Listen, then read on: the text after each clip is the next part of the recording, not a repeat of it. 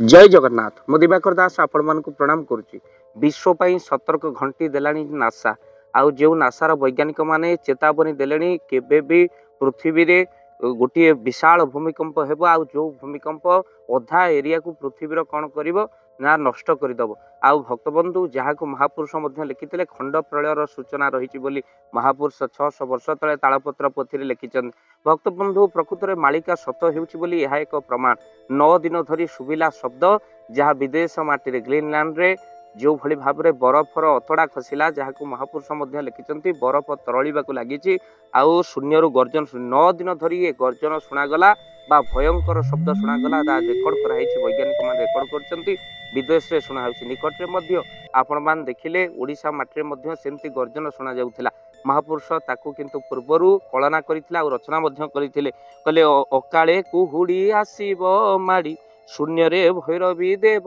तरड़ी। अकाल रे कुहुड़ी माड़ी आसीबा सहित शून्य रे भैरवी रड़ी देव। जो माने कहूतिले मालिका हेउ नाही से माने एबे इंटरनेशनल मीडिया ठारू आरंभ करी आमर विभिन्न चैनल रे मध्य न्यूज चैनल रे एबे जो 9 दिन धरी शब्द शुभिबा कथा लेखा हेउची बा मालिकार कथा को 9 दिन धरी जो शुणिला कर्ण जे शब्द किभली भाव में शुणागला ता वैज्ञानिक माने कौन कहते ता मध्य स्पष्ट रूप से न्यूज चैनल आपण मैंने देखिपारे। भक्त बंधु जो शब्द 9 दिन धरी रेकर्ड करा जाइछि अति भयंकर शब्द तेणु जहाँ ग्रीनलैंड रे विराट एक पहाड़ खसला जहाँ जदि जदि होता समुद्र रे होता 200 फुट उच्चतार सुनामी आसी था बहुत धन जीवन नष्ट कर महाप्रभु इच्छारू बा कृपारू जहा ये मनीष बंचीगला विदेश से घटना घटा भारत वर्ष में अनेक थर भूमिकंप हे बोली महापुरुष लिखिं कहले भयंकर भूमिकंप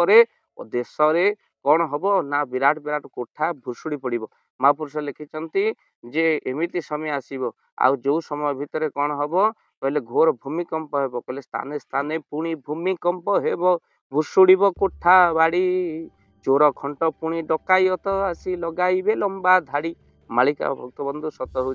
भुवनेश्वर भूमिकंप कथा महापुरुष लिखिं जाजपुर माटर कथा मयूरभंज माटर कथा आम सब मालिका कथा जहाँ जो लिखाई भिडियो कर महापुरुष पुनश्च जशवंत दास लिखिं कहले शून्य शबद शुभिब ब्रह्मांड जे कंपिब वज्रघात पराए अवनी दोहली जीव वज्रघात प्राय अवनी दोहली तब शून्य शब्द शुणा ये गोटे जगार आपण मान निकट देखिले ये कहला जेट विमान जीवार शब्द युद्ध विमान जीवार शब्द किंतु शून्य शब्द शुणा जीवार कथा महापुरुष लिखिं। तेणु भक्तबंधु जहाँ कलिजुग भितर एबे ताहा आखि सामने आपण माने देखिले सतटी को जहाँ अनेक मीडिया माध्यम आपण माने शुणिले किभली भाव में भयंकर शब्दर कथा जहाँ वैज्ञानिक माने एबे सूचना देउछन्ते आ चेतावनी मध्य देछि ये हेइनी किछि देख आग को कौन हेउछि